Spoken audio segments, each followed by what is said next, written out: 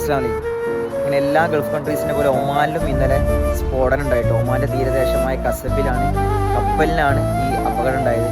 12 ഇന്ത്യക്കാരടക്കം ഒരുപാട് പേര് അതിലുണ്ടായിരുന്നു. അവരൊക്കെ സാഹസികമായി രക്ഷപ്പെട്ടിട്ടുണ്ട്.